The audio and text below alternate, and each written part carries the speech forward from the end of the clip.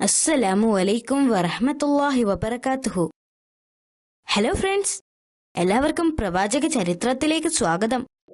ഹസ്കിയ രാജാവ് ഭരണാധികാരിയായിരുന്ന കാലത്താണ് ഇസയ്യ നബി അലൈഹിസ്സലാം ജീവിച്ചിരുന്നത്.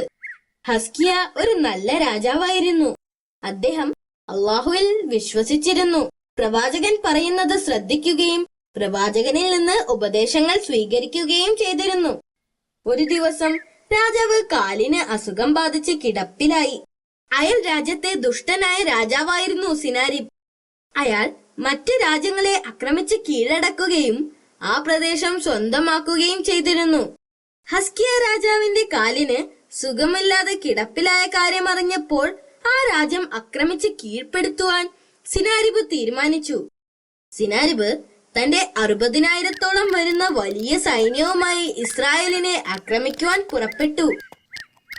ഈ വിവരം അറിഞ്ഞ ഒരു ദൂതൻ കൊട്ടാരത്തിൽ ഓടിച്ചെന്ന് വിളിച്ചു പറഞ്ഞു, ബാബിലോണിലെ രാജാവായ സിനാരിബ് നമ്മെ ആക്രമിക്കാൻ വരുന്നു.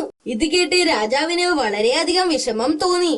ഒരു വലിയ സൈന്യത്തെ നേരിടാൻ കഴിയില്ലെന്ന് മാത്രമല്ല, തനിക്ക് കട്ടിലിൽ നിന്നും എഴുന്നേൽക്കാൻ കൂടി പറ്റുകയില്ലെന്ന് അദ്ദേഹത്തിന് അറിയാമായിരുന്നു.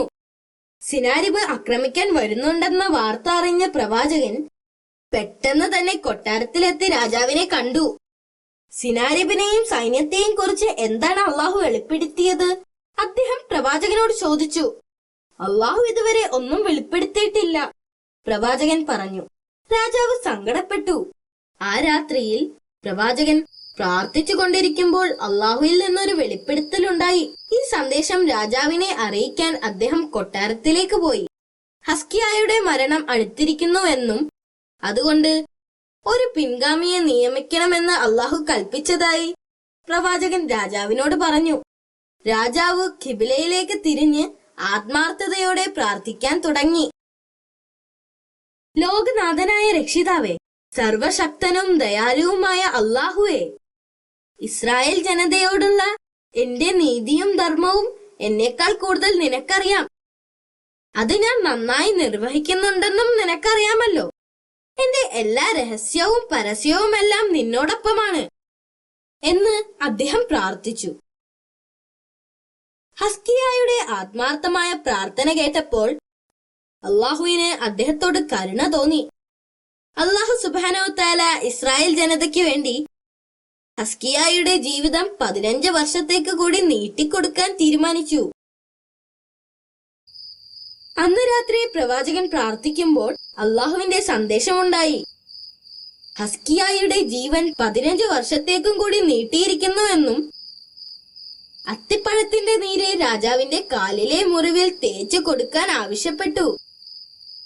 കൂടാതെ രാജാവിനെ ശത്രുക്കളിൽ നിന്നും രക്ഷപ്പെടുത്തുമെന്നും അള്ളാഹു വെളിപ്പെടുത്തി.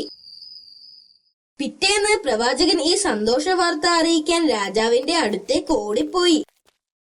ഇത് കേട്ടപ്പോൾ രാജാവിന് ഭയങ്കര സന്തോഷമായി. അള്ളാഹു കൽപ്പിച്ചതുപോലെ രാജാവ് അത്തിപ്പഴത്തിന്റെ നീര് മുറിവിൽ തേച്ചു. എന്തൊരു അത്ഭുതം! മുറിവുകൾ പെട്ടെന്ന് തന്നെ സുഖപ്പെട്ടു. രാജാവിന് ഭയങ്കര സന്തോഷമായി. അദ്ദേഹം നിലത്തിരുന്നു കൊണ്ട് പ്രാർത്ഥിച്ചു, അല്ലാഹുവേ, നീ ദുഃഖിതരുടെ പ്രാർത്ഥനയ്ക്ക് ഉത്തരം നൽകുകയും കരുണ കാണിക്കുകയും ചെയ്യണമേ. പിറ്റേ ദിവസം തന്റെ പടയാളികൾ നിലത്തു മരിച്ചു കിടക്കുന്നത് കണ്ട് സിനാരിബ് ഞെട്ടിപ്പോയി. പ്രവാചകനോട് വാഗ്ദാനം ചെയ്തതുപോലെ തന്നെ അള്ളാഹു പ്രവർത്തിച്ചുകൊണ്ടിരുന്നു. രാജാവും അയാളുടെ 5 കൂട്ടാളികളും ഒഴിച്ച് മറ്റൊരാൾ പോലും അവരിൽ ജീവിച്ചിരിപ്പില്ല. ഹസ്കിയ രാജാവ് അവരെ അറസ്റ്റ് ചെയ്ത് അവരെ തന്റെ രാജ്യത്തേക്ക് കൊണ്ടുവന്നു. രാജാവ് സിനാരിബിനെയും കൂട്ടാളികളെയും 2 കൈയും തൂണിൽ ചേർത്ത് കെട്ടിയിട്ടു. 70 ദിവസത്തോളം പൊതുസ്ഥലത്ത് അവരെ അങ്ങനെ കെട്ടിയിട്ടു.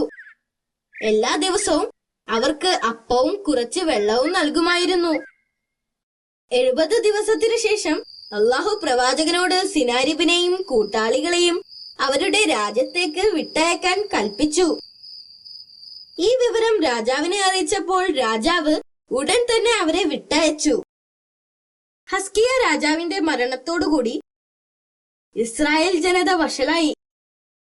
അള്ളാഹുവിന്റെ കൽപ്പന പ്രകാരം ജനങ്ങളെ സന്മാർഗത്തിലേക്ക് നയിക്കുവാനും അനുസരിക്കാത്തവർക്ക് അള്ളാഹുവിന്റെ ശിക്ഷകളെ കുറിച്ച് താക്കീത് ചെയ്യാനും ഇസയ്യ നബി അലൈഹി ഇസ്ലാം ശ്രമിച്ചുകൊണ്ടേയിരുന്നു. അദ്ദേഹത്തിന്റെ പ്രസംഗം അവരിൽ അദ്ദേഹത്തോട് ശത്രുത ഉണ്ടാക്കി. അവർ അദ്ദേഹത്തെ കൊല്ലാൻ തീരുമാനിച്ചു. അദ്ദേഹം മറ്റൊരു അഭയസ്ഥാനം അന്വേഷിച്ച് അവിടെ നിന്ന് യാത്രയായി. ഈസാ നബിയെ കുറിച്ചും മുഹമ്മദ് നബി മുസ്തഫ സ്വല്ലല്ലാഹു അലൈഹി വസല്ലമയെ കുറിച്ചും അവർ ജനിക്കുന്നതിനു മുൻപ് തന്നെ ഇസയ്യ നബി അലൈഹി ഇസ്ലാം പ്രവചിച്ചിരുന്നു.